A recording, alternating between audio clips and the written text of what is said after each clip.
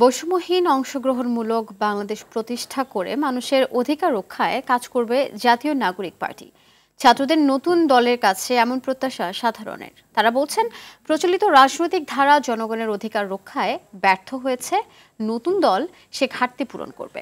অন্যায়ের সঙ্গে আপোষহীন থেকে কাজ করার প্রত্যয় জানান ছাত্রনেতারা। দেখুন সাদিয়া কানিজের রিপোর্ট। জাতীয় নাগরিক পার্টির আত্মপ্রকাশ ঘিরে সব পথ যেন মিলেছিল মানিক মিয়া এভিনিউয়ে। ঐতিহাসিক মুহূর্তের সাক্ষী হতে দুপুর থেকেই ছোট ছোট মিছিল নিয়ে জড়ো হন নেতাকর্মীরা। দেশের বিভিন্ন প্রান্ত থেকে আসা ছাত্র জনতার স্লোগানে স্লোগানে মুখ জাতীয় পতাকা।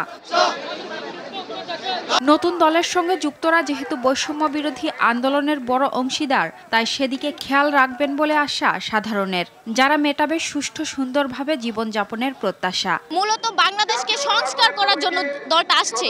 আমাদের প্রত্যাশা থাকবে ঘুষ, দুর্নীতি, চাঁদাবাজ মুক্ত একটি বাংলাদেশ এবং ক্ষুধা এবং দারিদ্র্য মুক্ত একটি বাংলাদেশ আমাদেরকে উপহার দেবে। প্রচলিত রাজনৈতিক ধারা থেকে বের হয়ে নতুন দল নতুন কিছু উপহার দিবে, অবসান ঘটাবে পরিবারতন্ত্রের, এমন কথাও বলেন অনেকে। আমরা সন্ত্রাসমুক্ত একটি সুন্দর একটি বাংলাদেশ চাই। নতুন যে রাজনৈতিক দল আমরা চাবো, বাংলাদেশে যে মৌলিক 5টি অধিকার রয়েছে, অন্ন, বস্ত্র, বাসস্থান, শিক্ষা এবং চিকিৎসা, এই 5টি নাগরিকের মৌলিক অধিকার এটা যেন বিনামূল্যে দেওয়া হয়।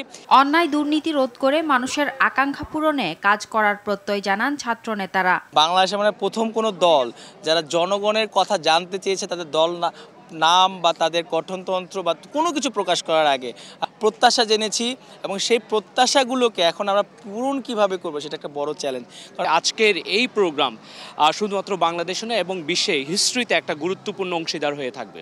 নতুন দলের আত্মপ্রকাশ অনুষ্ঠানে ছাত্র জনতার পাশাপাশি জুলাই অভ্যুত্থানের শহীদ পরিবারের সদস্য ও আহত যোদ্ধারাও অংশ নেন। সাদিয়া কানিজ, RTV, ঢাকা।